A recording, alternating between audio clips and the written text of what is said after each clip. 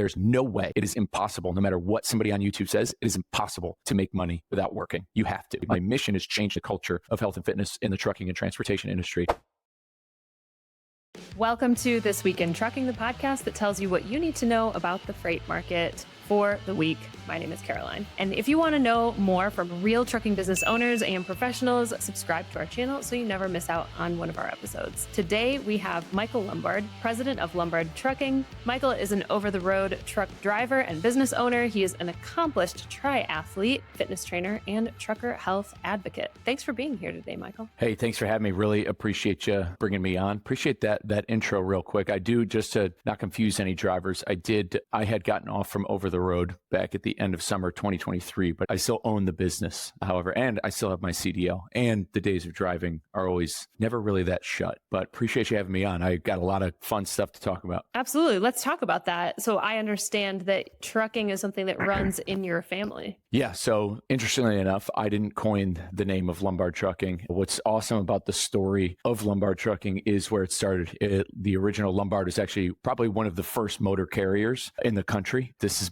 going back to my grandfather's grandfather, Nicky and his brother Joe Lombard, who were immigrants from Italy who came over. They settled into Waterbury, Connecticut, finally in 1904, and they had 2 horse and carriages, which they would pedal ice with and deliver luggage and do a bunch of stuff. And eventually, with 2 old trucks in 1923, they incorporated as a motor carrier. And throughout the entire 20th century, from 1923, they became one of the largest motor carriers in the Northeast. They had terminals from Baltimore to Maine. They were in business all the way up until they were bought out in 1984. So my grandfather was an owner of Lombard, and he was a driver. He drove for 30 years for Lombard, and I grew up with him, his stories, his influence, his knowledge, and his wisdom. And the reason why Lombard eventually had been sold is that they were a victim of the Motor Carrier Act of 1980, which was deregulation. And my family's company was a Teamster affiliate, and it had just driven them to a point of selling. They sold the North Penn Transfer in 1984, and North Penn Transfer folded in, I believe, 1991. But yeah, I've got a great picture too, especially for anybody who's watching on video. It's a great shot. Again, think about this photo before drones, before tripods,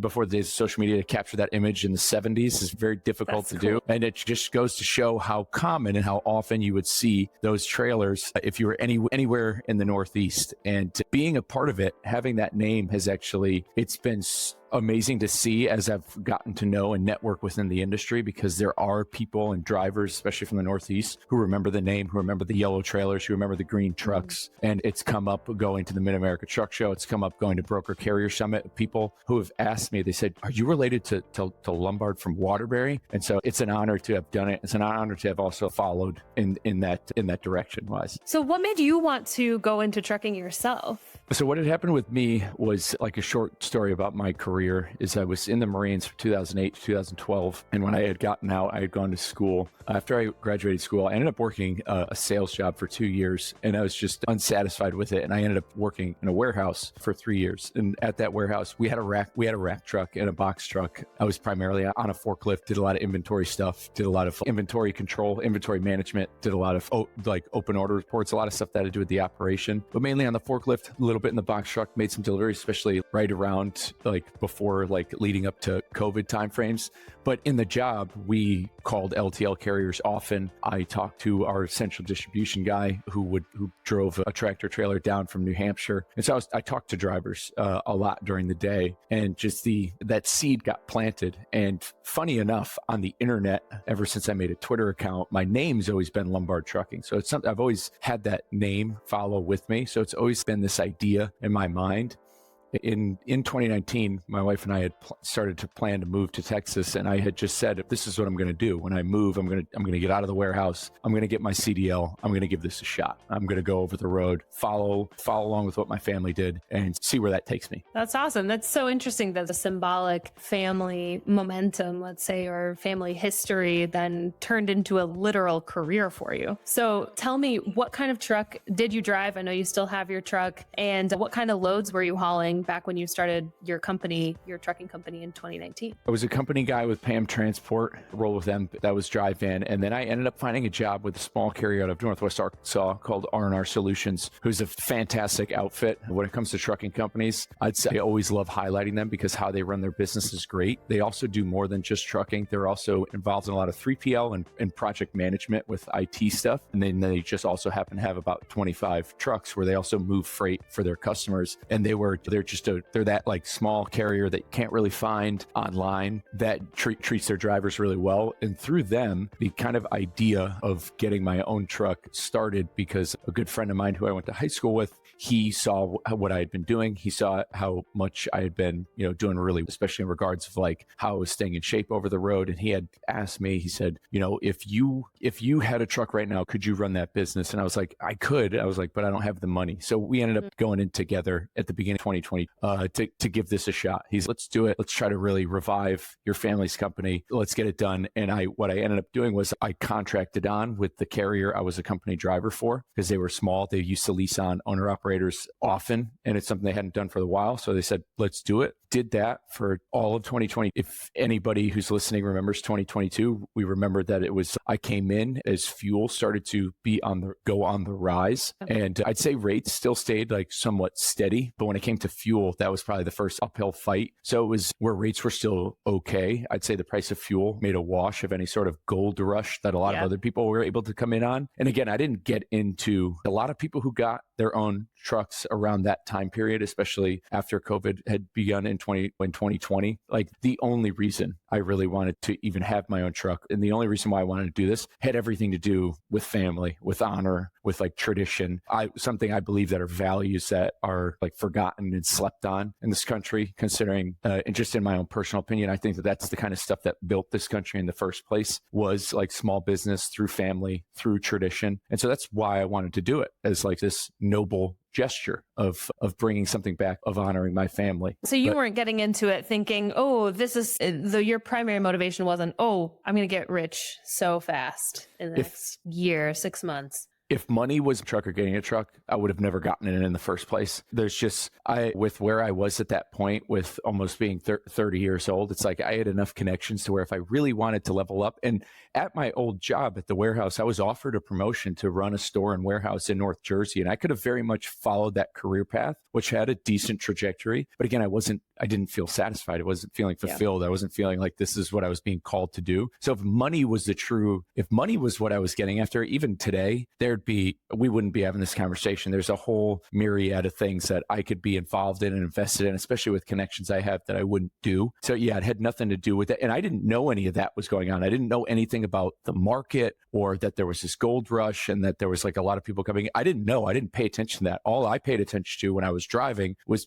basically the crux of what I do has everything to do with driver fitness. Like I stayed locked in. I was lasered in that. I didn't really know anything about rates and this and growing a business and doing this and having a fleet. It wasn't even remotely it wasn't in my algorithm, so to speak. What was in my algorithm was trucking the job. And I posted a lot of content about fitness. That's basically what I did. But when I had gotten my truck, the first freight I started hauling, to go back to your original question, it was I continued to do van with them and got sidetracked after 2022. But then at that point, this is when, granted, I'm not in the truck anymore, but I value 2022 so much because of what I learned about running a business, and it got me so involved in so much stuff. So I had a podcast show that I started just to tell my story, and through doing it, I wanted to get more and more involved. So I started talking to more drivers, and I myself just went out and just started talking with everybody I can. And I built so many relationships with other drivers I met online. I started going to events. I started doing so much more, just sinking my teeth into it. And I learned so much. And through that learning, I ended up making a pivot. At the beginning of 2023, I had left R&R Solutions, and then I leased on with Warren Transport. I said, okay,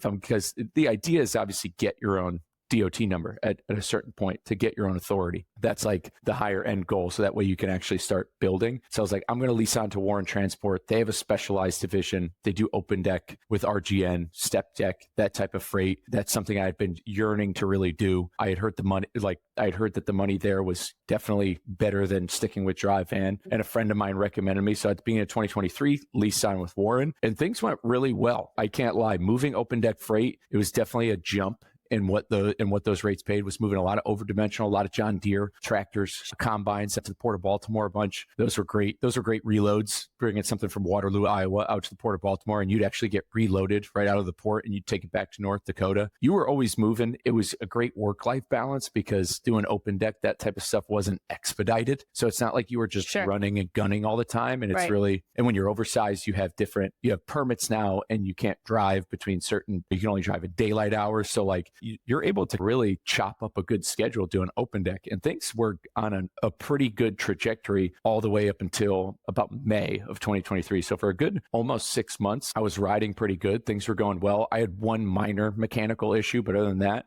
and that was in February, and I was able to get that fixed up in Maryland. But like one minor mechanical issue. But then when I was in truck stop in Iowa, I had gotten backed into. I was parked. I had my curtains shut. I was eating, and all of a sudden I started hearing crunching on my front end, which is pretty nuts. Yeah. Because I flipped open the curtains, and luckily it wasn't coming straight back into me, but it totally crunched like the whole front corner. The truck was drivable, but it's severely in violation. Like that you couldn't. If I just kept rolling, like I continue to roll. I made the delivery because you have a certain amount of time to do that stuff. I made a delivery. I was driving up to Thunder Bay, Ontario. I delivered 2 huge conveyor belts that would go out in the Great Lakes. And I made that delivery. And then I got a reload in Illinois. I had to come all the way back down. And that went back down to the Rio Grande Valley. And then I had to get my truck fixed because like at that point, driving like that, you're just praying to get pulled into scale houses. And things are different. When you're doing open deck, you've got to take care of your equipment that much more. I understand that there's guys with van, you could duct tape stuff. You could really fly under the radar if you're doing van, but when you are oversized and you've got banners on, you've got permits, and especially when you're contracted to a carrier, it's not just you're looking out for, you've got to look out for their numbers too. You've got to look out, it's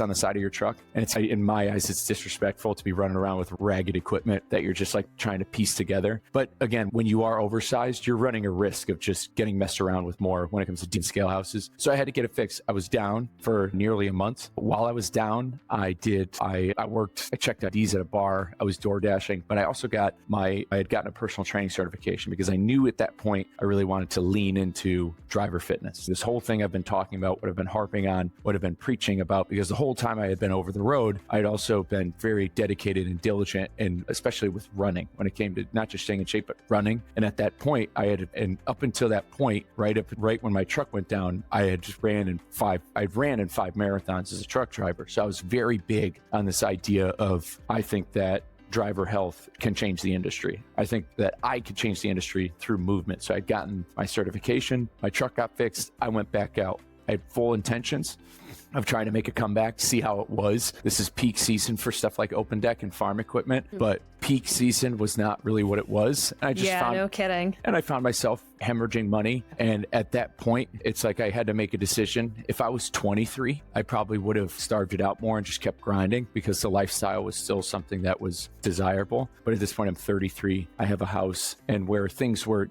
genuinely okay with another stream of income, it's just at what point, if I just keep doing this, at what point am I doing what's best for my family? Where am I just going to keep on this same trajectory for another year? And then where am I at in another year? Am I looking for another truck? Am I going to have the money? And now looking ahead, it's 2025.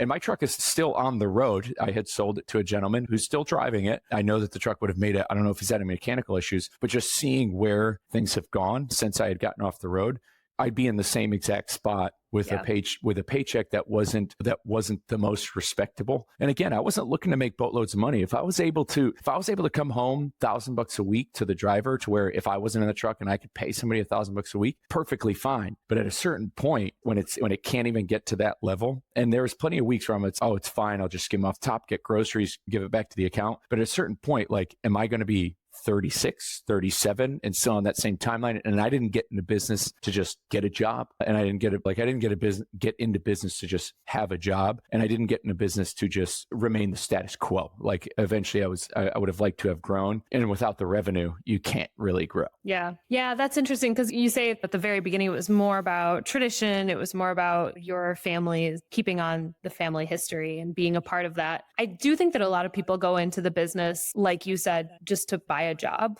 for themselves without actually understanding that they're actually starting a business instead. But then you pivoted over to really full-time going into advocating for truck driver health. Can you talk about what has your fitness journey been? You obviously are an accomplished athlete. Did that start before you were trucking, or was there some moment while you were driving a truck that you said, oh, I really need to work on my own fitness? Yeah, there's a couple pivotal moments that kind of took place in it because it is, as you said, it is a journey. So there's a couple different starting points at where it went and how I felt along the way. But yeah, what I will tell you is, especially what you said on people who come in for that money, I just want to touch on that quick. Like, it is not, trucking is just like any other business. There is this misconception that this is could be some sort of residual income type generator. And it's just wildly untrue. There's no such thing as passive income or residual income. There is nothing you can do. There's no way. It is impossible. No matter what somebody on YouTube says, it is impossible to make money without working. You have to, unless you are invested in certain stocks that pay some sort of whatever, and you've gotten to that point. There's no but you business. had to do something to get those stocks in the first place. Bingo.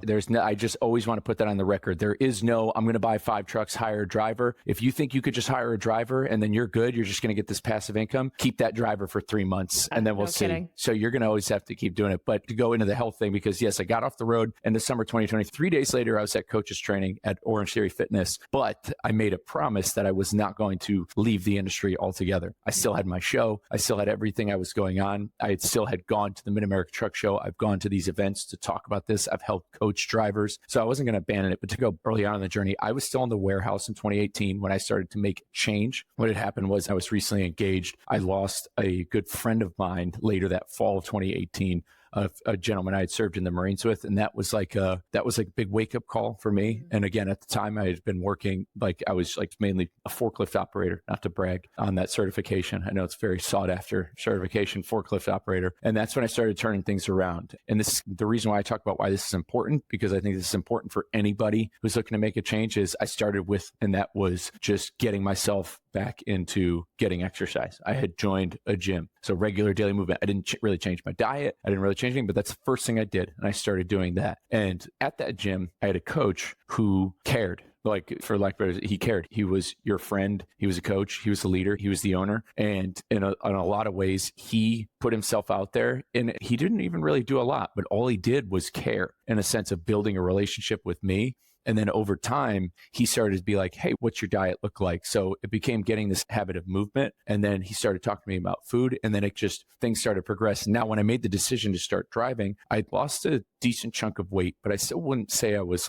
super fit, so to speak. It's not like I was anywhere close to what I am now. I wouldn't have been close to running any of the races I had done when I started driving. Before I got on the road, was I in shape, relatively around the average level of where I was at, but I was in no way in shape for any sort of marathon running. And while I was getting ready to go over the road, I had read the David Goggins book, Can't Hurt Me. And that was another hard pivot because at that point, I knew I was going into a career that could have undone some of the progress that I had made. And I read this book because and that's the thing. When it came to the job, as I was in CDL school, you learn about the hours of service. And you think you're not home. What does exercise look like at that point? But after reading the Goggins book, which really gives you the no BS reason how and why you can find time no matter where you are, depending on what your job is. And it has to be unconventional. And at that point, there was a key that turned in my brain that said, oh, I not only need to try to stay in shape, I need to be an outlier. And so from the moment I got in the truck, I said, running became the answer, because I know that it's, as long as you have shoes, you could do it anywhere. There's no real excuse, whether it's just running in circles or if it's wherever I've gone. But you can go on some of my old TikTok videos. You can see it's anywhere. You could find a road anywhere. So I didn't know what weights would look like at the gym, but running's free. You could do it anywhere. And at that moment, it's when running really changed my life. And that's when things started to double down. So when I had gotten in the truck is when my actual health journey took off, so to speak. It literally, there was an upward trajectory from there. And that was a huge moment, because not only because beforehand I was just I just need to not be fat. But then from the moment I got my CDL, it was, I need to be the absolute best I can possibly be. Yeah. Yeah. Which is, it's almost ironic because I think the opposite happens to a lot of people. If you were working at a warehouse, which is a relatively active job,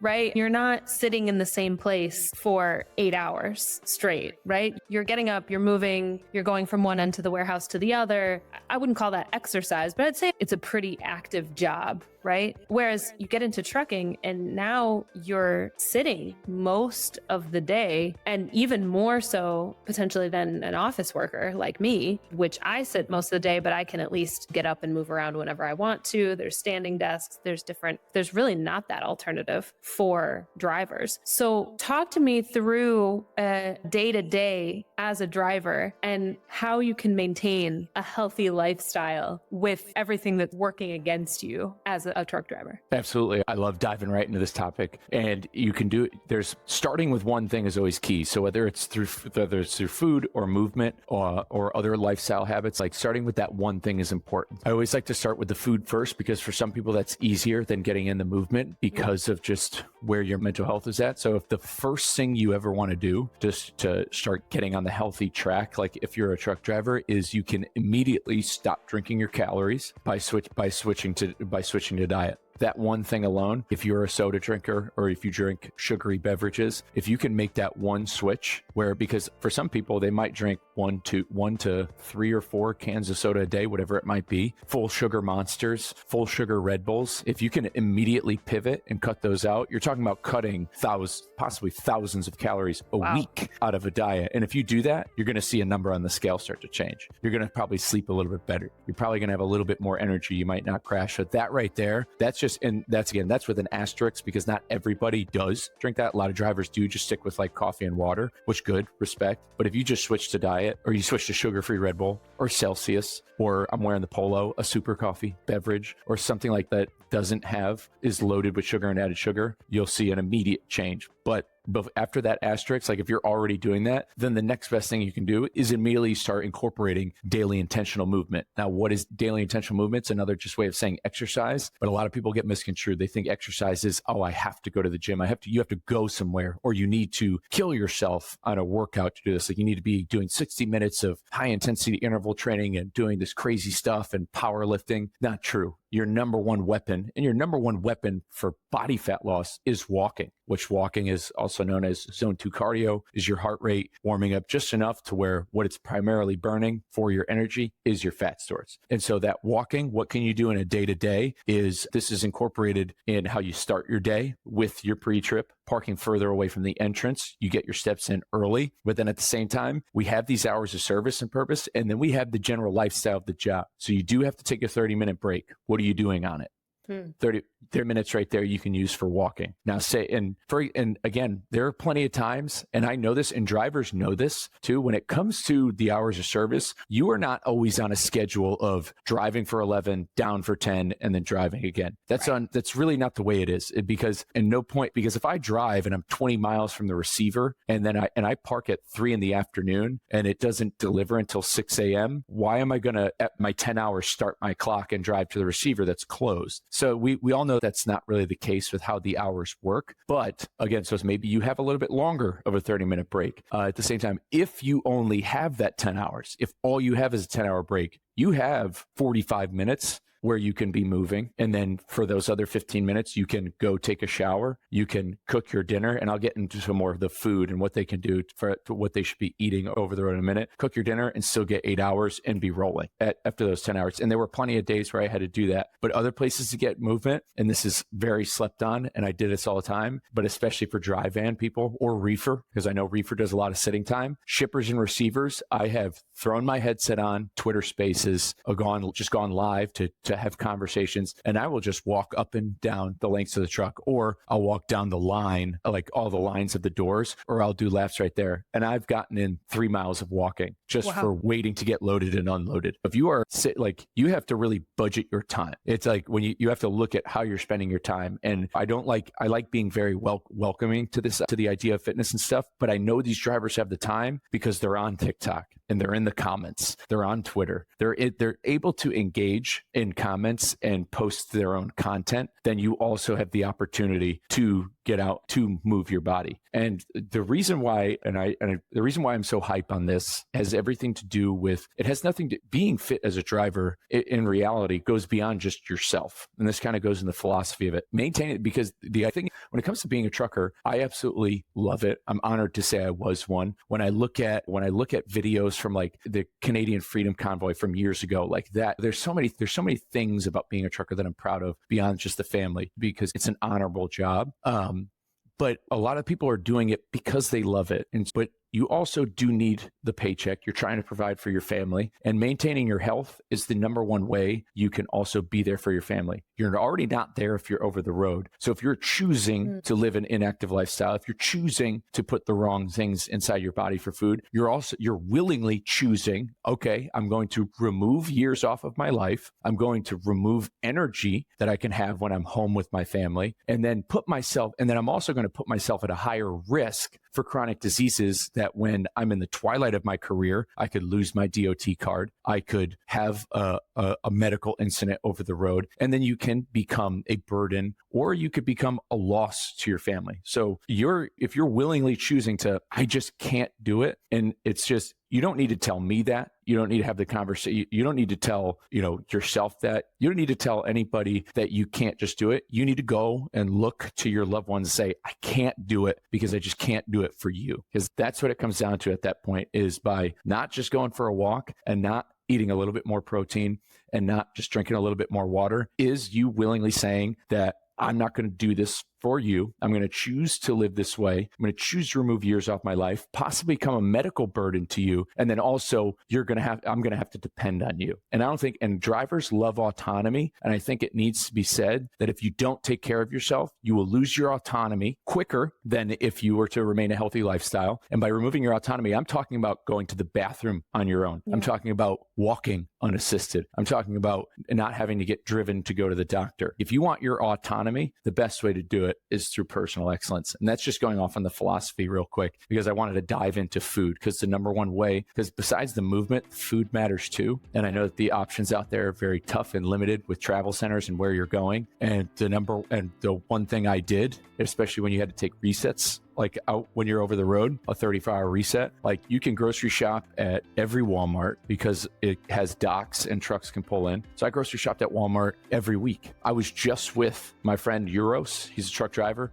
I've known him. I just met him in person for the first time, and I've known him on TikTok for years. He goes into Sprouts and Whole Foods himself. He's a little picky, but you could pull into any Walmart, and I bought myself an air fryer. Air fryer is your number one weapon, because that's where you're going to get your protein. I had an air fryer I got from Walmart for $60. You can buy chicken breasts, ground beef, turkey, pork. So there's your protein. They have vegetables that you can microwave, but you don't need all that much space, bags of vegetables. And then they've got some rice there. There's riced cauliflower. So there's other options. That's where you can also buy fruit for a cheaper price. Because you also have to understand is even if there is healthy food at travel centers, you're talking about airport prices for food. Yeah. Whereas at Walmart, you're actually getting it for a decently affordable price. So you can get your produce, you can get it, and you could stack yourself up. If you have the microwave, a fridge, and an air fryer, you have the three weapons. And when it comes to cooking that food, people think, so when you're talking day to day, back to the original question, so like my day-to-day breakfast, so I tracked everything I ate, which I didn't do it all the time because I eventually built habits. I was eating the same thing, but I tracked everything I had on the First Form Health and Fitness app. It's very similar to MyFitnessPal or like macro counting. And I had that based on my activity level. So my breakfast was an apple, banana, and protein bar. Lunch, I would cook up chicken thighs, vegetables, and rice. And then dinner, I would get this low carb bread that had a bunch of fiber, ground beef, and like low fat Velveeta cheese slices. And I made these like cheeseburgers. And I would get almost 200 grams of protein a day. And I'd be doing it at 2,500 calories or something like that. Something like on the lower side, between 23 and 2,500 calories. I had it dialed out to that extent. And people said, when did you have time to cook? And again, I go back to that hour service, 30-minute break. If I was only able to take a 30-minute break, as soon as I pull that yellow tab, the chicken breast is in there. The chicken breast takes maybe 8 minutes in the air fryer. The vegetables the vegetables can microwave during it. The rice is there. You're talking about 20 minutes of meal prep. I'm gone in 30 minutes. I had at the certain point, and again, this ties right into Goggins' book. I had been 2 trucks in front of me at the fuel island, 2 trucks in front of me. I pull the yellow tab. I break out the air fryer. I would start cooking as I waited in line at the fuel island. And so that way, by the time I got fuel, lunch was already done, pull around, park, eat, walk to the truck stop, refill my coffee, get water. I'm gone. And people are like, oh, that's too much. That's tedious. It is your only option. That's the thing. And Goggins goes into that in his book. And because that's the thing. It's just, that's your only option. The only other option is continue to live unhealthy, be unhappy, and not be living to your best potential. So you're not going to get it. Just like somebody who has an office job. If you do have an office job, guess what? If you want to get your 10,000 steps, you might need a walking treadmill. Does that seem normal if you're on camera, if people are watching you? There's people, sometimes you're at the airport, you see the guy who's doing push-ups in the airport. That might be the only time he could do it because maybe he's a lawyer or he's in calls and he's got this. When it comes, we're not professional athletes. We don't have the schedules built for us to maintain levels of fitness the way they do. For us to live our best lives, our healthiest, you're going to need to do it when it fits your lifestyle, not what it looks like on Instagram or on magazines or anything like that. It has to fit your lifestyle, and it might look weird. If it looks weird, who cares? This is really good information that you're giving. I love the idea of changing your mindset,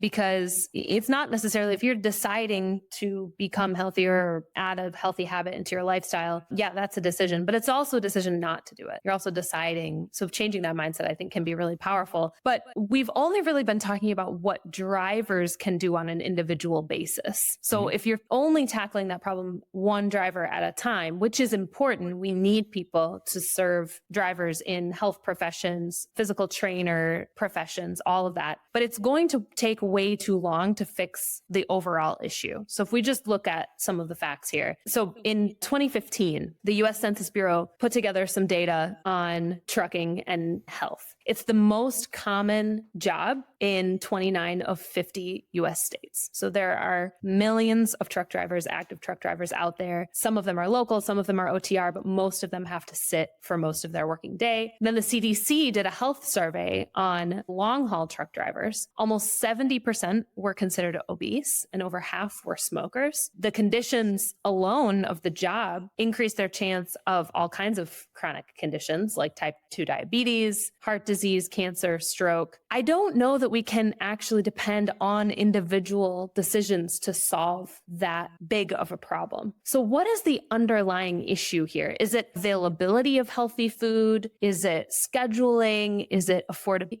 Is it culture? What do you think is the underlying or the combination of underlying issues around this? I can't tell you how much I just rose up, because what we're about to get into is exactly what I talk to with what I'm trying to do from a marketing aspect, from the health and fitness side. It's exactly like the crux of my argument for why I talk to different brands and businesses about this issue. And I love that you cited the CDC study, because those are the data points I pick up. And I do want to you should definitely look up the London bus study before you start, because the London bus study is one from the 50s where they determined why bus drivers the people who punched tickets lived longer than the driver. It had everything to do with walking. And so we've known this since the 50s. And I brought that up. I gave a great presentation to Hayes County bus drivers about this, because it was a bus study, and just the idea that the guy who punched tickets lived longer because why? And so we've known the issue. The issue's been known since the 50s, because chronic disease is still very new. Chronic disease is something that's really only been around since kind of the Industrial Revolution, since people are living long enough to get those issues. And their lifestyle is what causes it. We're a car dependent society. Our jobs don't require daily movement, so to speak. Physical labor. Yeah, right. Chronic diseases are called diseases of civilization. Heart disease only exists because of lifestyle. But what you said, what is the cause? You're right, because I say this a lot, because a lot of people, especially certain drivers I talk to, or other people in the space, they'll say, they look at these stats and they're like, it's up to the individual. They really preach about this individual autonomy. And again, I talked about autonomy. It's up to them to make this conscious decision. It's their fault. It's their fault to do it. And I know I just said, if you're not choosing to live a healthier lifestyle, you're choosing, I know I'm aware of what I just said, but we have to look at when you peel the layers of the onion back and you go down deeper, there's a reason why they're not choosing to do these things. And it has everything to do with the culture. But in the culture, because once again, as you said before, a lot of people may start the job healthy and become unhealthy. And a lot of it has to do with it has to do with the entire culture of the industry. Like we're talking, like when people ask me my mission, I say my mission is change the culture of health and fitness in the trucking and transportation industry. And that culture change comes through, which I'm going to ask you this, or I did this at Broker Carrier Summit. I led a presentation where I asked people what the number one reason they think was for obesity. I said, what do you think the number one reason for obesity is? And they listed things that lead to obesity, like a sedentary lifestyle or poor eating choices. They listed all those things, but the true reason for these things all boils down to one thing. And I'm going to ask you this question because it makes sense. Did you smoke crack this morning by chance? I did not. Perfect. How come? Probably because of the socioeconomic and cultural background that I was born into. Okay, perfect. So that's a prime example. But in that reason, what you have because of the background, what you're born into, and for most people, they'd say they know it's bad for them, what it can lead to, education. Education. You are educated to the point to which the risks associated with doing crack or anything. I don't know those risks. I generally understand that it is bad, but yeah, I would say definitely it's exposure. I've never known, or I don't know if I know of anyone in my entire life that has ever done drugs like that. Exactly. And a lot of it has to do with education, with knowing. That's who you're surrounded by. Who you're surrounded by definitely matters too, but who you're surrounded by also may lack certain education. And I don't think that the industry does a good job of educating people to the point of the points that I just took, which are this job will remove 16 years off of your life. You have double the rates of chronic diseases as other people, and it's not driven home enough. And now, so it's not educated in general. And I because who would take that job? Exactly. Who would take it? No one would take that job if they actually understood and internalized those consequences. Because in retrospect, everybody knows. Everybody does know about this health issue. When you talk to them, they'll be like, yeah, I know. They'll be like, yeah, I feel that way, especially when you talk to people outside of the industry. They know, but it's not talked about because these issues, when it comes to chronic disease, when it comes to the idea of 16 years being taken off your life, it's a slow death. It's a slower death. It's not being the victim. It's not like violent crime. Acute. It's like this is something that happens over time and you don't see it all at once. And the truth of the matter is heart disease doesn't start in your 50s. It starts in your 30s. Like it is starting right now, whether you like it or not. But people think it doesn't start until maybe you're in your later 40s. Until they're diagnosed. They're diagnosed. Like that must be when it starts. But if everybody knew that heart disease starts in your 30s and your lifestyle in your 30s is going to dictate that, you're right. Nobody would do the job, but people need to do the job. People like to do it. And in certain aspects, like the money is definitely very much worth it. So what do? This is the number one way to change the culture is it has to come from the top down. We definitely can't just go out there and tell drivers, oh, just follow Lombard Trucking on TikTok or go follow Euros. Except do those things. Definitely do those things if you're listening, but it's not going to be the full solution. Just, hey, go look at this guy, do that. Peace out. No, it has to come from the top down of instilling that change. Like people need to be like the leaders of companies, the people who own motor carriers. And really, you can't really put this in the ball court of a small motor carrier. This needs to start from the leaders of the transportation industry, the people who love calling the shots, the people who are members of the ATA, who love lobbying to the government for things. These people who consider themselves leaders, they go on LinkedIn, they call themselves thought leaders. These people are the ones who need to be at the forefront of this. And so I'm talking about the mega fleets. I'm talking about large brokerages. I'm talking about everybody from the top down needs to have a wholesale realization that these are people. These people are employees. We need to start seeing them. We need to see these employees for the people that they are, and we need to start treating them as such. And we need to start having a system built around their longevity and built around keeping them healthier, longer, and happier for more than just, and this is just goes beyond moral reasons. We're talking about safety reasons. We're talking about longevity of your own business reasons. It goes beyond, for me, this is a moral case. Like, we leaders in the industry needs to be doing this because it's the right thing to do, because we're talking about the lives of people. But if you really don't care about, if you really don't care about it, then I have further questions. I have other things to say to you that I won't record, but there's safety issues, because if you and I talk about this all the time with a lot of people, you just mentioned the rates of chronic disease when it comes to things like diabetes, stroke, heart disease. If the average age of this industry is in its 50s, and these rates of chronic disease are double that of the U.S. working class population, we need to realize, as not only an industry, but as a society, that those people are driving right now next to your 16-year-old, next to your family of four in the minivan. And it's not a knock on the driver, but it's, do you want that? Do you want that possible risk? When I spoke at Broker Carrier Summit, whenever I speak at these events, I will always have people tell me about a family member or friend who had a stroke behind the wheel. Does that sound like something that we want? Does that sound like the career? Imagine if that was our police, if our police and firefighters, where they had these like inherent risks. And I know firefighters might have risks of lung issues. I get that. But imagine if our police were just having strokes on the job, like regularly. Think of the bus drivers that drive your kids to school. Do we want that? Is that what we want? Yeah. And the obvious answer is no. Now, I remember I had a meeting with Gravir, he's one of the founders at Bobtail CEO.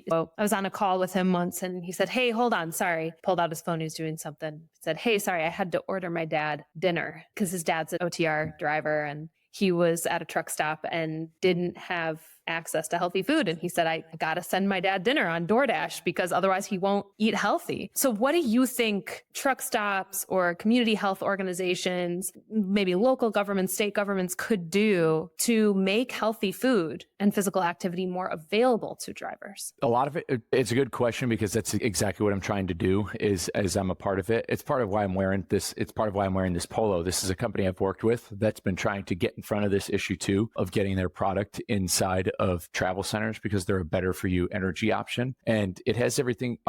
This has everything to do with the leadership. It needs to come from the top down. I think there needs to be a grassroots way, whether it comes from carriers, drivers themselves, to actively communicate that they do. Because if you go on TikTok, they don't want the food that's in the truck stops. They truly don't want it. The only reason why it's being bought is because it's there. Right. So what that tells me, so people will be like, supply and demand, they keep buying it, and they keep gun to your head, you're going to buy food, like you're going to eat the food. It's just the way it, or that's just all that's like you haven't eaten in 5 hours and you end up at a truck stop and the only thing to eat are pizza and corn dogs. And what am I going to eat? I'm going to eat pizza and corn dogs because that's what's available to me. And so I raise, and a lot of people say it's this uphill battle, but I raise the moral argument to travel centers. And I've talked to people. I went to the AMBEST conference and I had these conversations with people, with independent truck stop owners who are very sympathetic to the cause. But we have to come to a certain point in society where and this is the argument, and I've talked about it on my show, is when it comes to the better for you options for food or beverage out there, because it all comes down to money. That's the true reason why this problem exists, is it's all money related, of who's paying, who pays for the real estate. All the shelving space in a travel center has everything to do with money. If, say, I create a drink that's just as good as Coca-Cola, but it has no sugar, which there are plenty of those options, Coca-Cola pays top dollar for the shelving space. Like the McDonald's, the Taco Bell, whoever, these restaurants that are in these truck stops, they are paying to be there. But at a certain point, again, this is where leadership comes in. This is where that top-down action has to happen, is we have to get to a certain point to where we don't allow it anymore because they're killing people. And I talked about this once on my show, and I make this, and this is to anybody out there listening who thinks that I'm a fool and that this can't be done, is we need to look at this. We're talking about when we talk about changing the culture. In the 18th, Great Britain outlawed slavery, and they were the first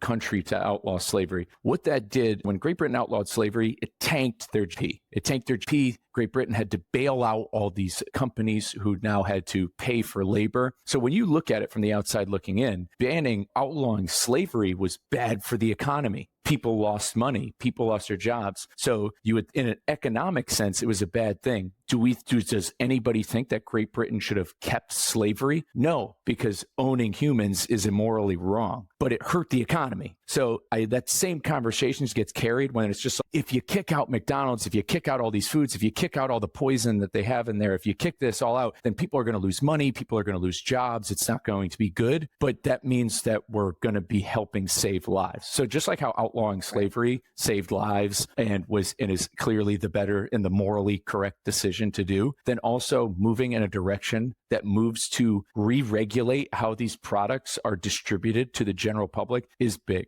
And I think it starts with the travel centers getting involved. I think it starts with that leadership. But I think it's not out of the realm of possibility of saying that this is a conversation that state and local governments should be involved in, because we're talking about the health of our nation. We have an FDA, we have the USDA, we have organizations that screen and do all this stuff for what food does go on the shelf. The conversation needs to happen somewhere. I don't have the answers. So I just wanted to give my long form philosophy on the issue. I don't have the answers of how, but what I know I will do is continue to keep talking about it and keep raising awareness about it and keep talking about this mission and this idea, because the only way to find the answers to these problems is by having these conversations. Absolutely. Couldn't agree more. So let us know, what is it that you're working on next, and what do you want people to know about Lombard Trucking? Yeah, absolutely. So one thing I have on the horizon, because I always talk about driving, because I was just with a friend of mine, my friend Euros, the other day, and I drove with him to make his deliveries. It's always great to be back behind the wheel. It's very cool. So it's great to be on top of things and you can see everything. But I have this idea, and I want people to reach out to me if they'd be interested. But I am a coach. I do still coach at Orange Theory Fitness, doing group fitness, and it's really helped me expand in how I've built relationships with people and how I can coach different individuals of all different demographics, whether they are senior citizens or wherever they're at in their life. And so that's been great. But I've had this idea of where I would be a coach with a driver on the road, and I'd go with them and I'd change their, it would be like the YouTube video. It'd be like Lombard changed his driver's life in 3 weeks, and I'd go out with a guy and we'd live the lifestyle, and I'd watch that, and we'd change it. I'd watch that in a heartbeat. And so that idea is lurking, and I want to try to talk with people about how I can make that happen. But essentially what I'm doing now, so I also work full time with Truck Parking Club. I know, controversial maybe to people talk about paid parking. We need a whole other episode to talk about that. So maybe we'll bring you on for another episode on truck parking, which I'd be more than happy to talk about, especially because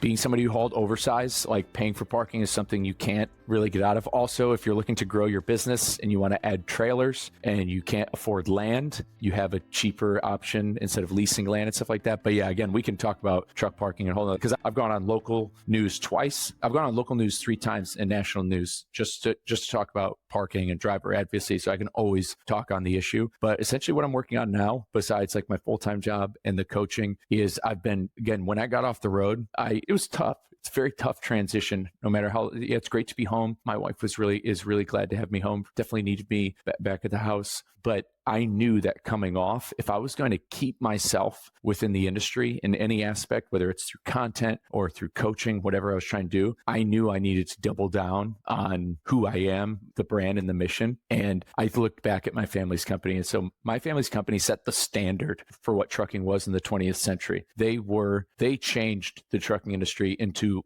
what it was during its heyday. These were the best paid drivers with pensions and benefits, and they were home very often. And drivers spent their careers there, 30 years. So they set the standard. So I knew that if I was going to be something or do something, I needed to set that same standard. And so that means I needed to double down on who I am, on the Lombard name. And I needed to go one more. I needed to go a little bit further in what I was doing. And I knew that marathons weren't going to be it. And so that's why I slowly started getting into the triathlon world, because that's where I was going to make my mark. I think that getting involved in that sport, a new sport, getting into it and seeing how far I can go in a short amount of time would really help. And through all the triathlon training and building, a good friend of mine, Jeremy Raymer, who's the owner of Driver Reach, he started a nonprofit called Project 61, which is aimed at raising awareness and getting education and resources to drivers in the transportation industry, all about this driver health thing. So along the way, I've decided to partner with him. I went from 0 to full Ironman in less than 6 months. I did my first triathlon in May of 2024. I went to Ironman Florida on Memorial Day 2024. I did an Olympic distance triathlon, and I went to Ironman Florida on November 2nd as a finisher. And I finished off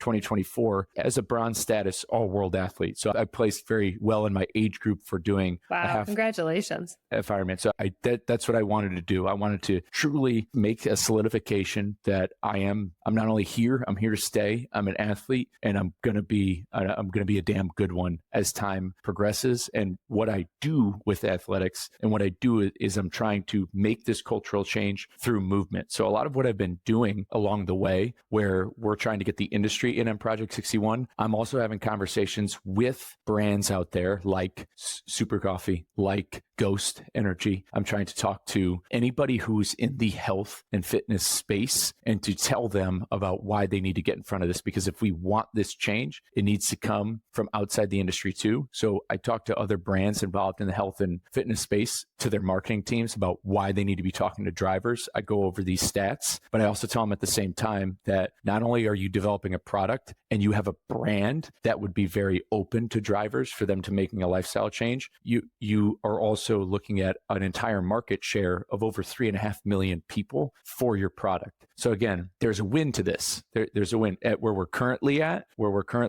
with the available options out there. It's a lose. But as more brands involved in the space, I think, get involved and come out and say, we know that this is an issue. There's a driver health crisis. We have a product that helps with it. Not only does that business win, but they're also win from a moral perspective. They're going to win from a marketing perspective because they're going to actually get their product to people who need it and want it. So those are just all things I'm doing. So I'm out building relationships with anybody I can who wants to help on this mission, training for my next Ironman in Texas in the Woodlands, April 26th, really trying to build a brand over at Truck Parking Club. And again, just further develop and change lives as I'm coaching. That's in the short what I'm up to. So what I'm hearing is that you have a lot of free time on your hands, Michael. Oh yeah, nothing but. That's why I'm on here talking to you. That's awesome. I really do appreciate you taking the time to talk to us. This is a really important issue, and I hope that we can hit you up in another couple of months, maybe even sooner, to talk about truck parking, but in another couple of months to talk about driver health, see what's changed, what's evolved, and what you're seeing. Hopefully we can say that things will have changed for the better. Before I let you go, what I can say is in the past year, there has been, I think, the war isn't won, but I think it has been wins coming through. Some battles won. There have been battles won with Jeremy Raymer starting Project 61.